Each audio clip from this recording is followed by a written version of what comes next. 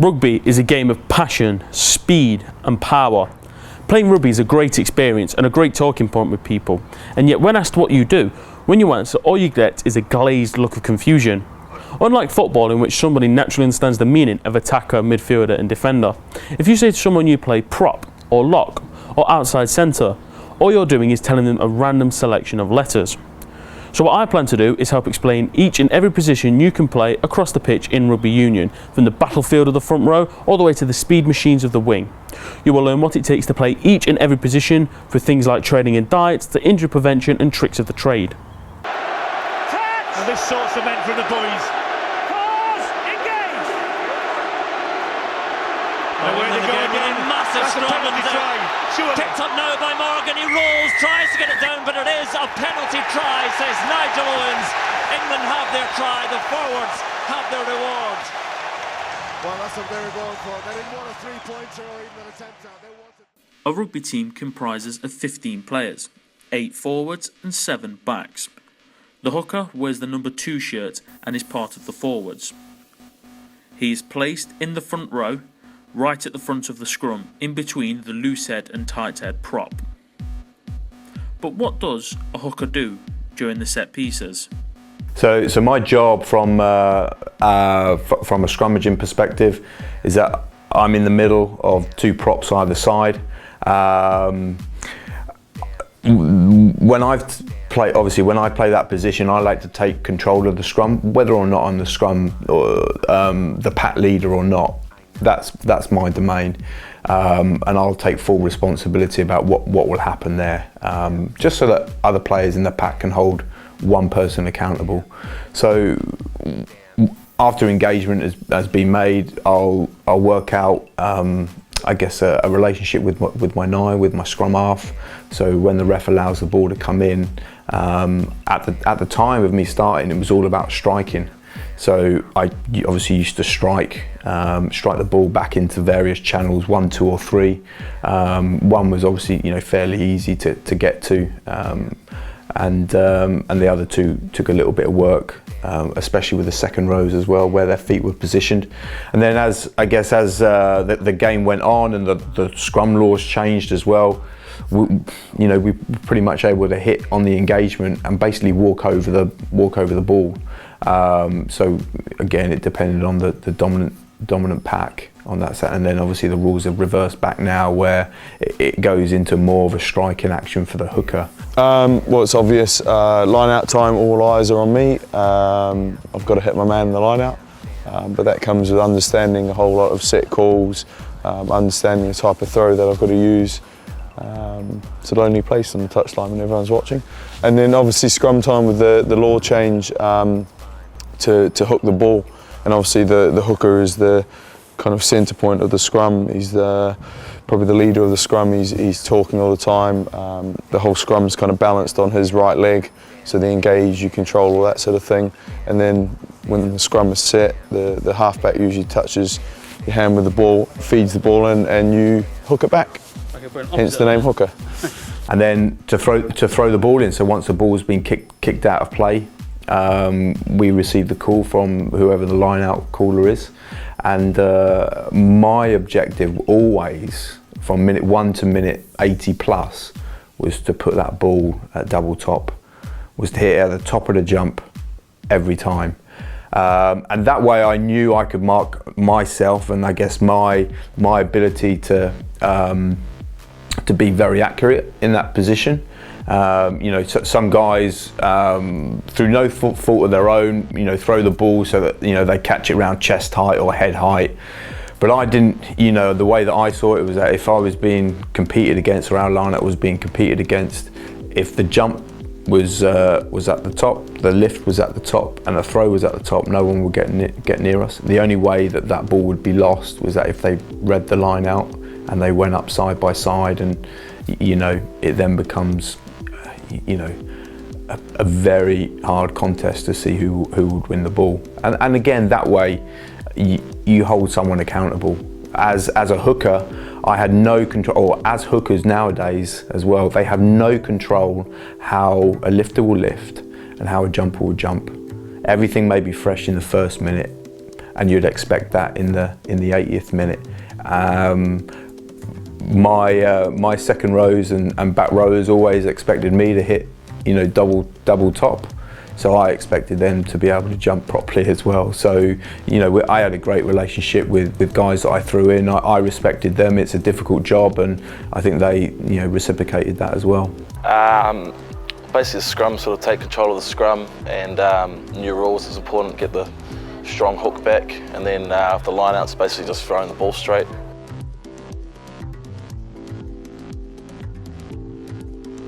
Open play. Traditionally, I think the hooker has been said to be an extra back row forward, but I think you see all different moulds. I mean, you see the Sculpt Brits, who's almost like a centre with he's really fast, really pacey, good hands, good footwork. But then I probably see myself at the other end of the scale, probably a bit more set piece orientated. Defensively, I enjoy that sort of thing a bit more. But yeah, just an all-round player. That's what they're supposed to be anyway. I'm not saying I am that, but just involved everywhere. In open play, I guess people, say that, hookers are, a fourth back rower and, things like that. And yeah, you can say that in a way, and the way that they can link up if they have that skill set to them as well. But you get various types of hooker, and that's the good thing about rugby in general, is that it's made for guys of all different shapes and sizes. And I guess the way that I played the game was that my skill set was best to be able to play as that fourth back rower, because I'd been in that position before. I was very good at getting over the ball and to try and jackal and steal. And I was quick to my feet from making tackles to actually push through rucks. But I never got away from, as I say, my core skills of scrummaging and line out throwing, but also to defend around that ruck area, to be comfortable in that when I have guys who are maybe 130 kilos running at me. How am I going to bring those guys down? I guess either on the gain line or beyond the gain line, so I'm not making negative tackles. But then also to be able to link, I guess with backs, and that was one that was what I like to think was a strength of mine, being that, with my fitness levels and my speed, to be able to get out and make breaks, support. Whereas other hookers were obviously a lot bigger. They played a lot tighter, a lot of picking and going. That wasn't my style of play. I knew obviously how to do it, and I needed to have it in my armoury if, we needed to close the game out within, the last 3 or 4 minutes. I needed to be able to get involved in that side of things and look after the ball. But I think depends on obviously how one coach will choose, a bigger hooker to a smaller hooker. It just can depend on how they want to play the game, what type of team they're playing, what kind of ground that they're playing on, whether it's a fast track or what time of month that they're playing in as well. So all those factors which I've had, come up to me as to why I've been selected or to why I haven't been selected. So, I think if you can, as a player, as a hooker, if you can try and give yourself as many skill sets as possible, you give a coach no reason as to not select you. Generally, you've got to be quite a good ball carrier and sort of high work rate. And these days, you've got to have a decent skill set as well. So.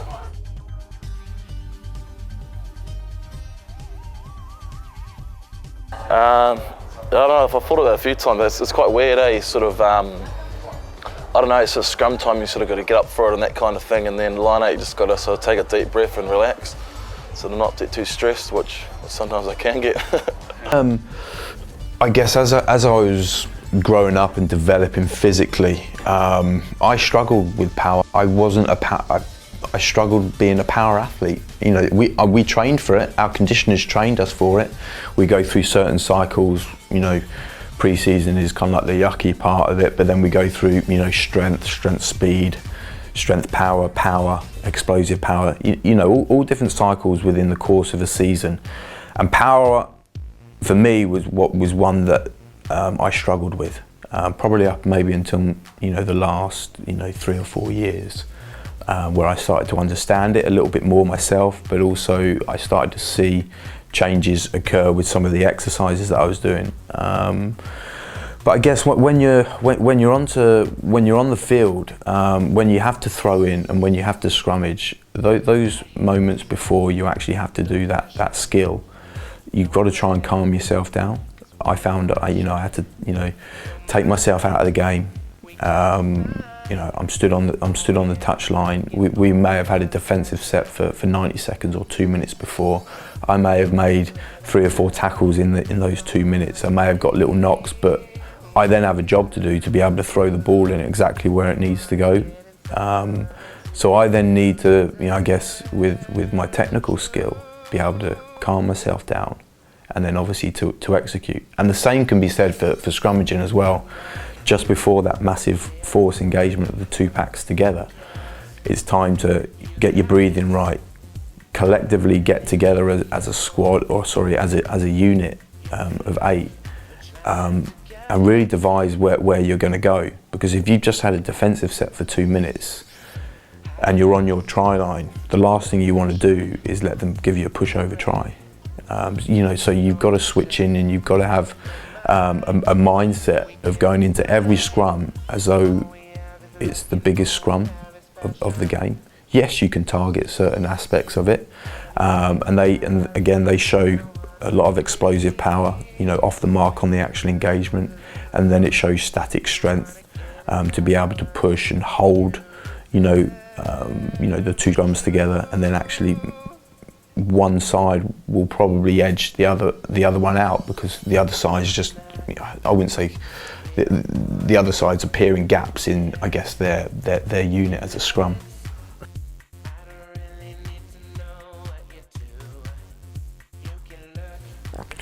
I think you need to be able to, first and foremost, be able to throw well, and that means straight, and perfect that art. You're never going to be a hooker if you can't throw the ball in. I do think you need to be agile. I think within certain positions that you get yourself into, either at scrum time, but also in rucks, also in tackles, you have to have an incredible work rate ethic. Be able to get to breakdowns, be able to link between players. You need to have a turn of pace, I believe.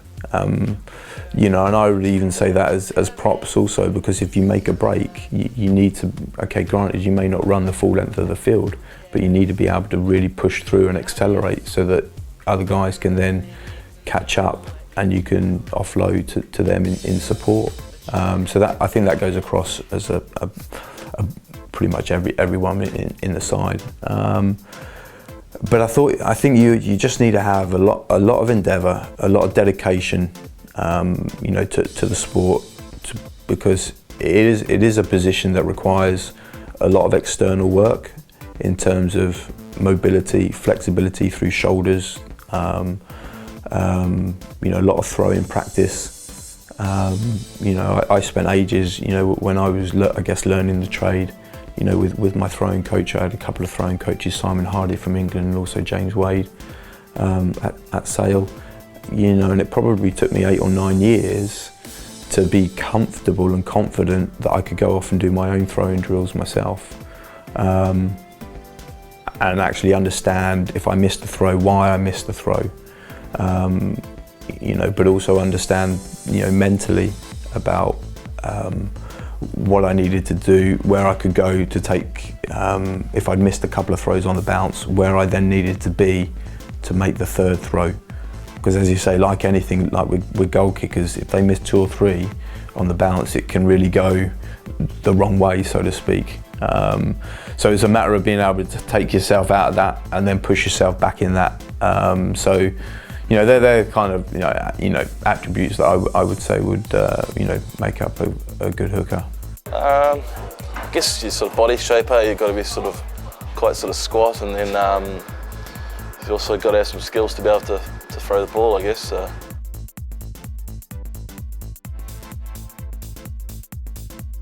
I would I would always train with the back rowers.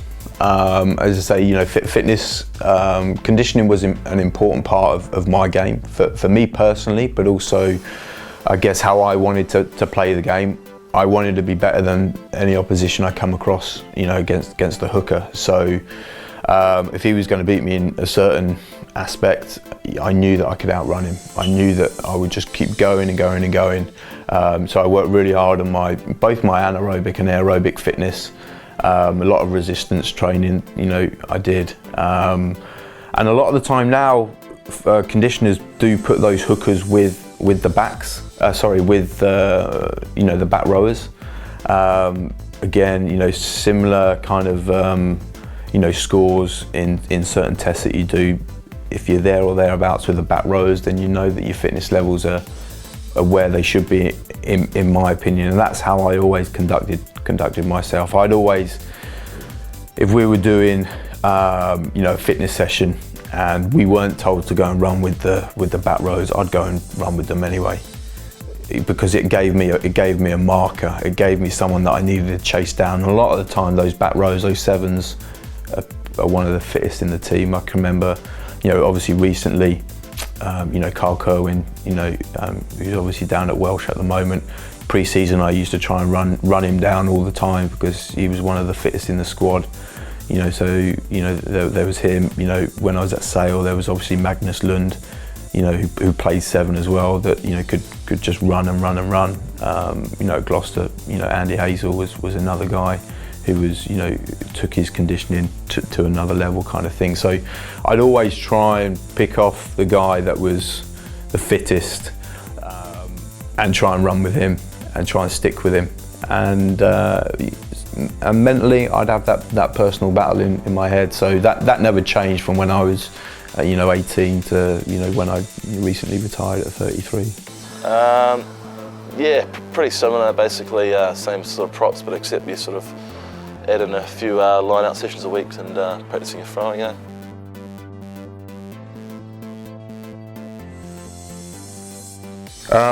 My diet to begin with was poor. It wasn't until you know, kind of like Adam Carey came over, who was working with England at the time. I think it was around 2002. You know, he come in and he saw me, and he kind of like gave me some knowledge, or some basic knowledge that I had no idea about. You know, it was about, you know, fast foods. It was about timings of meals. It was about kind of like carbohydrates and proteins and, you know, things like that. And then when I took that all on board, I obviously got very serious with it. You know, in recent years, I've had my own nutritionist that I've paid for externally, because I saw that as an investment for me. So I knew that if I got my diet right, I'd be able to recover better. I'd be able to train harder, which would mean my performance would increase both inside and outside the gym, which meant that my performances would hopefully improve on the field. And, you know, people, you know, I've never gone with, I guess I've never gone with the crowd. If something works for me, then it works for me. You know, and there's no one diet fits all. You know, I've had nutritionists that have worked out macrons for me and me alone. You know, what I need to put into my body to make me work, to make me recover. As soon as the game's finished, I guess other people have seen that as like a golden opportunity to eat whatever they want. If they've exerted themselves in a game of rugby, and you know, I gave up alcohol when I was 21. I gave up drinking, and But that wasn't easy in rugby. it wasn't at the time. But you know, I had a few guys that kind of like try to encourage me to come back out. You know, to go out and obviously, you know, drink, but it was tough to say, look, I don't drink anymore. There were a number of reasons behind it, but again, performance was one of those reasons, and I didn't want to take 3 or 4 days to recover from a weekend on the booze and feel rubbish Monday, Tuesday, and Wednesday, because for me, rugby was everything to me. So for me, that wasn't a sacrifice. I don't really think about sacrifices. I either wanted to do them or I didn't, because rugby was everything was geared towards performing. So I always saw that as soon as one game finished, I was prepping for Monday morning on training. So if we played Saturday afternoon, I'd still eat well Saturday evening and Sunday, because I wanted to be in the best shape possible to train Monday, where guys, might go out, might feel a little bit jaded. I guess may not feel the bumps and knocks if they've had a few drinks, kind of thing, and but I was raring to go on Monday. It was only I knew it was only going to be a short career. I would have carried on playing if it wasn't for my injury until no one offered me a contract. So I could have, I would probably be wheeled myself out there, kind of thing, saying, yeah, look, I can still play, I can still do this, kind of thing, because that's what I always wanted to do, and that's all I've ever known. So for me, if I could, invest myself in my diet, then my training. For me, I was in a fantastic position to do so. Yeah, we get like skin fold tests and that quite often, so you've got to keep in decent shape. But yeah, you're allowed a few little treats here and there. So.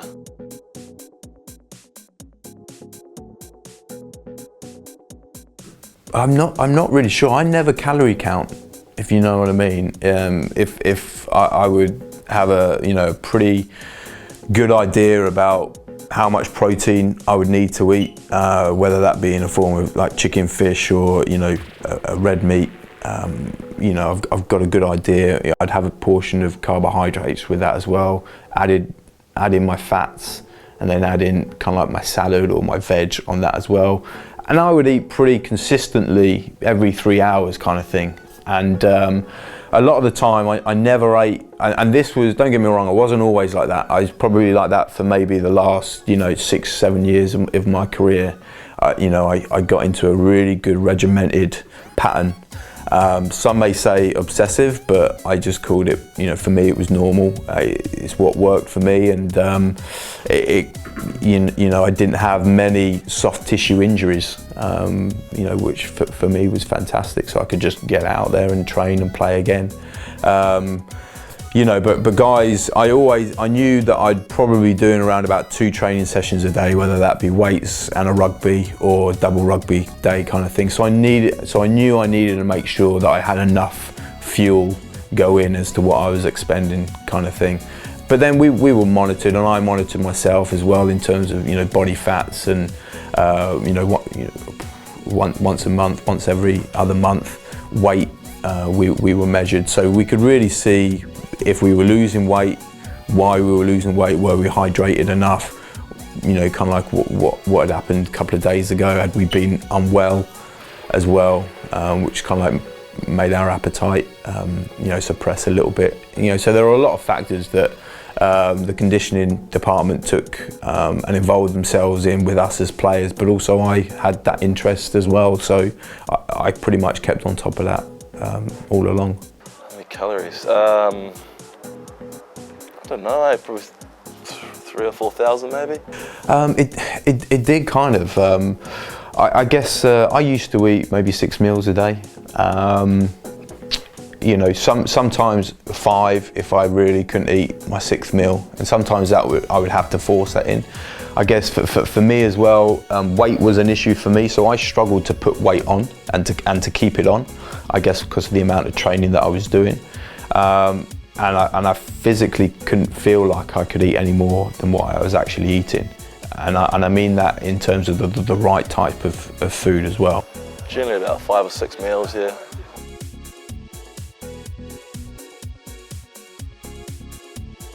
Yeah, I just sort of get quite a few sort of massages, and just stretch quite a lot of the hips and sort of scaps and sort of shoulder area, sort of around there, sort of key areas for me.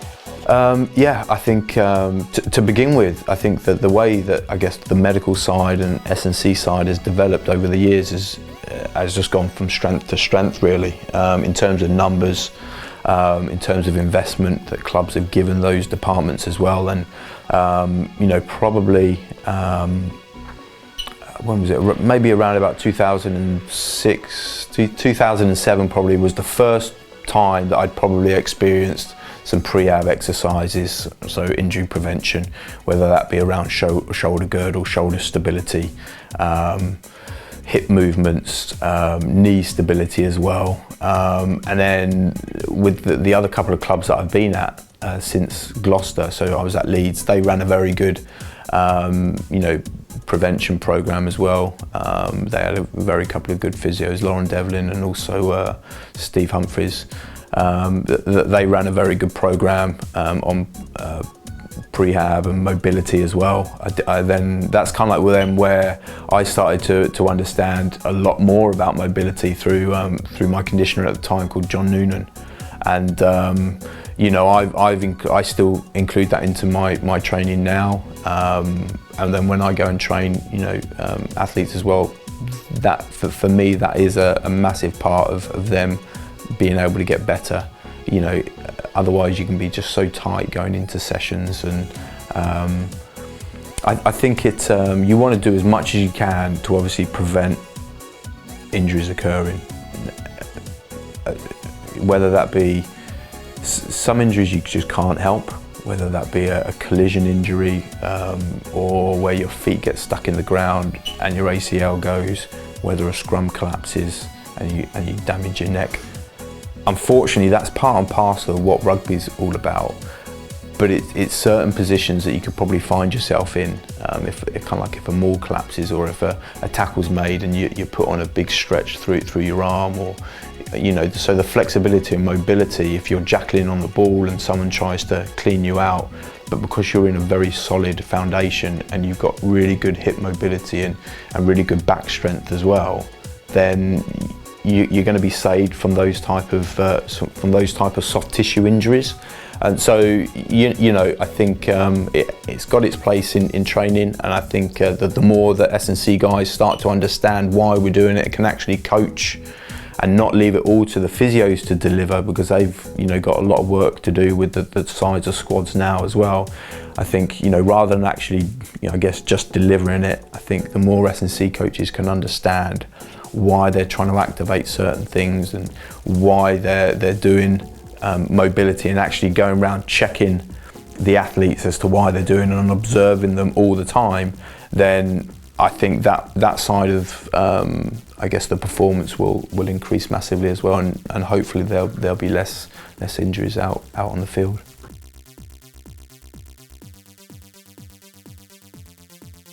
Yeah, it's obviously it's good if you're going forward, and it's great you can give a bit of lip and sort of it's very enjoyable. But if you're going back, you sort of shut your mouth and sort of grind your teeth and just you just sort of try and improve on, basically.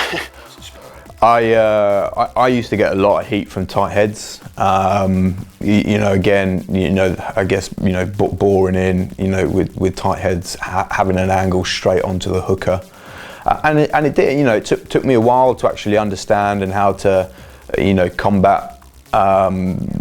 I guess different attacks on me as a hooker, and I would then work really hard with my loose head to try and keep the tight head out, whether that be shutting my shoulder, my left shoulder down, from the word go on the engagement, or whether that be after we've engaged square to then change my body angles and to actually try and apply different amounts of force and pressure. Through my shoulder, obviously using neck strength as well, at the time. But I think if you can work, rather than obviously working individually, if you come across any problems on the field that you've not anticipated, you've got to try and sort them out within a matter of, one or two scrums. Otherwise you could be in for a hell of an afternoon.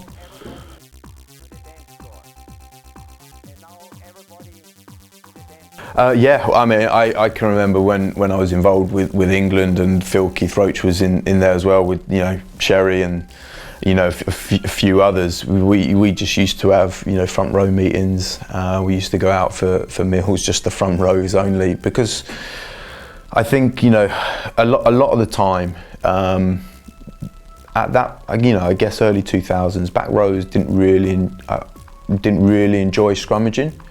They were more concerned about the ball coming out and then making that first breakdown or making that clean tackle. And it's happened to me. We've been scrummaging. We review the game, and we've got we're scrummage against 5 against 8 because the back row have all popped their heads up because thinking the ball's come out. As soon as you take that pressure off the scrum, you potentially, you're 3 men down. So that's well over, probably well over 300 kilos that have gone if each of those back rows is 100 plus kilos. So that's a hell of a lot of weight. But with us as a front row, our heads are in there and we're trying to push and sustain that shove. And so we have to have a good understanding, and the other guy and the other 5 in the scrum as well have to understand where we're coming from. When you scrum, you scrum.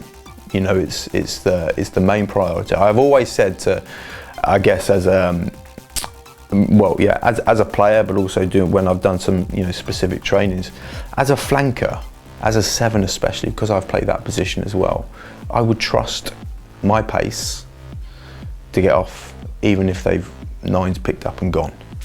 Because if you use that scrum as a defensive weapon, as an attacking weapon, when you're on the defence, and you turn them over because you've got 8 guys shoving, there's no better feeling than walking over a team when it's not your putting. And again, psychologically, you've got into them that it's going to come again the next scrum, and the next scrum, and the next scrum. And then that puts a picture in the referee's head that, okay, this side's the dominant scrum here. So you're going to get penalties, you're then going to chip away at the scoreboard, you're then going to, push yourself, further distance apart. Whereas if you've always got that 7 or those back rows sticking their heads up, looking to make the first tackle or the breakdown, out wide, it's as though they don't trust themselves with their speed and their ability to get there. Yeah, it is pretty special. It's the old front row union. You do rely on them, they rely on you. You're kind of looking after each other, and your physical well-being's in their hands at every scrum. So no, you do have to get on very well with them.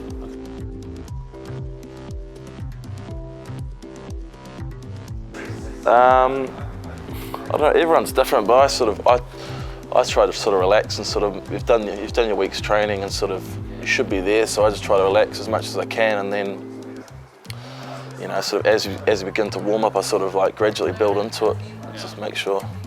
No, I always prayed. I'm a Christian, so I became a Christian in 2005 after I got married. I always prayed before games, but that was just to really thank God for giving me opportunities to play and to obviously keep every player protected. But I had no superstitions at all whatsoever. I'd like to keep myself to myself. I wasn't someone that would go around ranting and raving. That wasn't me. That never was. From a young age, I knew what I had to do as a job.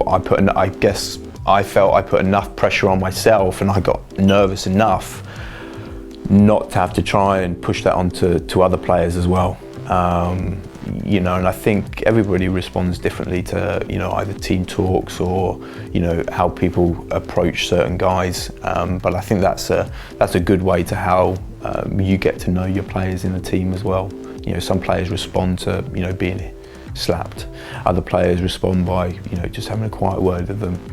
And having a couple of key words said to them, whether that be, targeting a certain player at a breakdown because you know that he's going to be over the ball all the time. So your main job is to look after him. Every contact, take the threat out, kind of thing.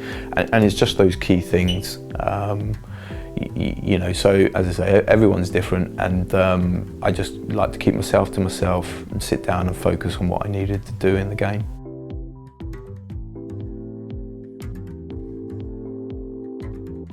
I try to keep everything, you know, the same. International was a little bit daunting to begin with because, you know, I'd never run out in front of 80,000 people before. And the noise itself is completely different from when you're warming up to then, you know, 15 minutes later when you're running out, you know, into Twickenham or whatever, and you know the fireworks are going off and all the noise. So I try and block that out as best I can, because at the end of the day it's just rugby. It's just in an arena, in a stadium with 80,000 watching, kind of thing. So, you know, I always try and put myself back for when I was playing, you know, club rugby. You know, when I was 5 and 6, playing in the little tournaments that, you know, my parents used to come and watch, and on half a pitch, you know, they're the type of moments that I used to try and take my back to and take myself back to, you know, try and think, well, geez, look, that's how far I've come, but it's still the same game, nothing's changed. Just on the little side of it, obviously, saying playing at Twickenham.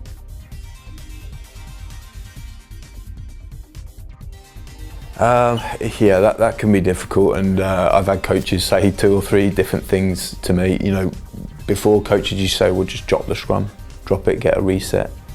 Because as I say, if it wasn't clear cut, you know, 9 times out of 10 the ref would just put it into a reset scrum. So that would be one. The other one would be to start something, you know, to start fighting. You know, so. But again, by doing that, the opposition know that they've got you worried and got you riled, because that's the only response that you've got. So I never really wanted to go down that line. But I guess I just used to have to try and work, not twice as hard, because I could only work up to 100%. If I felt things were going wrong and I were doing certain things wrong, I would try at that point to try and put them right. Some scrums that I've been in have literally been to hit and hold, because the opposition have had that bigger hand over us that it's not even worth trying to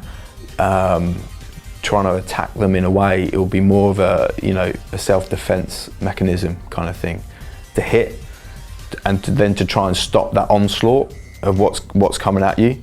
So hence why some teams, if they're weakened in the scrum area, may look to have, you know, 3-second scrums, ball in, ball out kind of thing, rather than keep the ball at the back. You know, back of a scrum, if you know you need to get set plays, you know, sorted out, or if you're, you know, or if you're just, as I say, if you're just struggling, you know, during that game. Don't get me wrong, you know, we may struggle one week, but then we may put things right. You know, the second week, that could be change of personnel, that could be a different approach tactically to the game, that could be a little bit more analysis done on the opposition that you're playing, to actually really observe kind of like what they're doing to disrupt scrums. So I guess I'd never been involved in a scrum that was always going backwards week in, week out kind of thing. You know, which is nice to know anyway.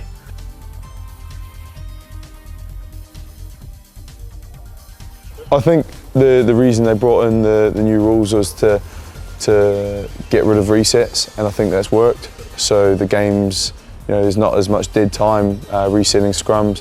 The crowd don't want to see reset after reset. They want to see the ball and play. So I think it's working, and I think it's quite nice that I can call myself an actual hooker now, because I actually do hook the ball. There's all the traditional rugby purists out there saying that you can't be a hooker, you don't hook the ball. So no, I enjoy it certainly, and it's mixed things up. You've had to change how you scrum, but it's good. I think they're working if the referees adhere to what the laws are all about. I think to begin with, take one facet of it is the put-in. You know, referees were hot on that at the start of the year, as are every year when a new law comes in, not just a scrum, a new law comes in, refs are hot, and they will blow and they will be whistle happy, you know, about certain things. So if nines were putting a ball in crooked, you know, they'd be blown up and they'd be giving free kicks and penalties against. But that just, you know, and you can visually see sometimes in games on the Six Nations that have just gone, the referee's looking down the channel, and you can still see the ball's gone in skew. And I've been on the touchline, you know, in championship games where the touch judge has mic'd in to the ref that the ball's gone in crooked, and the ref's just allowed it to play. So the law's there to, you know, to do something about it. So you either ref it or you don't. You know, I think I do think it has taken out the initial. I think they're probably you don't actually see much of an engagement now, although there obviously still is. Some referees really like you ear to ear. Other referees like you pretty much fully engaged already, which just seems ridiculous. You may as well have a Super League scrum, you know, Rugby League scrum, you know, to begin with, and then have a pushing contest after everyone's just folded in. I do think they have, you know, probably combated the issue of collapsed scrums from the initial impact. It's taken away the sting from one dominant scrum to the other. But as I say, once that ball comes in, it becomes an even pushing contest, and you will get scrums that collapse, you know, and go down from that. But that has nothing to do with the actual initial impact and the initial engagement. So I think that the laws have improved that area. But I just think, as you say, if I would like to see, and I don't know whether this actually happens, but I'd like to see props, international props, or props that have very good experience, that know a lot about the scrum, actually coach the refs in that position. Because you time and time again, resets after resets, they can understand, whether or not they say the referees know about body angles, they may or may not. But you'll then be able to know what you're actually looking for in a scrum, rather than, you know, having one scrum go forward on the, you know, on the second shove, and, you know, the other side are popping up, and then hang on a minute, why is the penalty gone to the other way? Sometimes there's no logic from a player's perspective. So it's like, well, where are they getting their scrum coaching? Are they getting it from, you know, the referee assessors? Are they getting them from forward coaches? Are they getting them from scrum coaches? If they are, then okay, brilliant.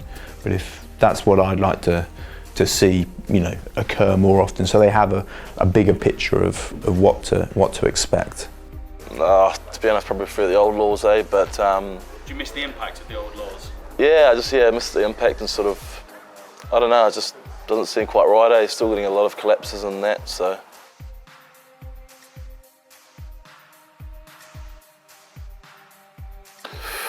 Probably Bismarck to see, just huge and just so physical. I really like that about him. I think he's, you know, probably number one.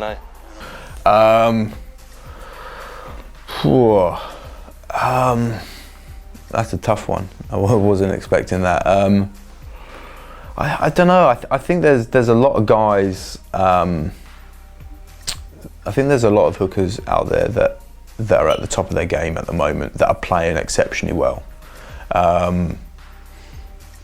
I'm just going to use Six Nations for example. I think Dylan Hartley finished the inform hooker. I think his line-outs were exceptional. I think his scrummaging was exceptional. The relationship that he had with obviously Courtney Laws at his club as well, but that may have been a factor when Stuart Lancaster was making selections as well. Not just the fact that they were at the same club, but they were both playing outstanding rugby at the time. But I think, you know, at this moment in time, I think Dylan's got a really good mix to be able to play tight, but also to play loose as well, and he's got some great skills to go with that.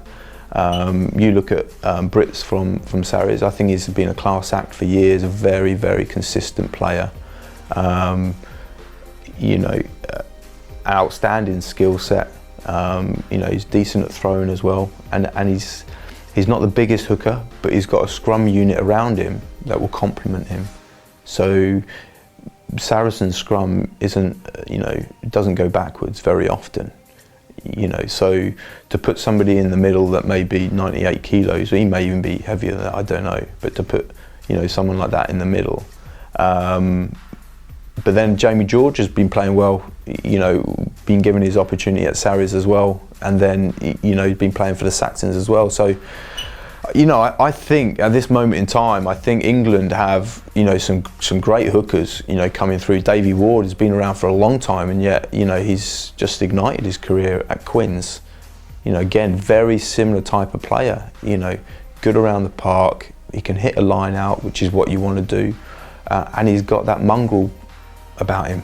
And I think as a forward and as a front rower, that's what you need. You need that little bit something different that's going to set you apart from other guys, you know, in that position. So, in all honesty, I wouldn't know who the best hooker is in the world, but I think from Six Nations perspective, I think Dylan Hartley finished top of the tree on that aspect. The last one I played against was probably Bismarck Duplessis. I think he was in most people's world 15s in the last 6 months or so, but you know, with the law changes and whatnot, I don't know how he's getting on the new Scrum laws because it has changed a lot. But you know, you get hookers that are good at different things. Like I said, you know, some are really good in loose play and some are more set piece focused. So yeah, everyone has different strengths. There you go, the hookers, the third prop and fourth back row forward. Keep looking out for other episodes of Scrummage to learn how to play every position of rugby union.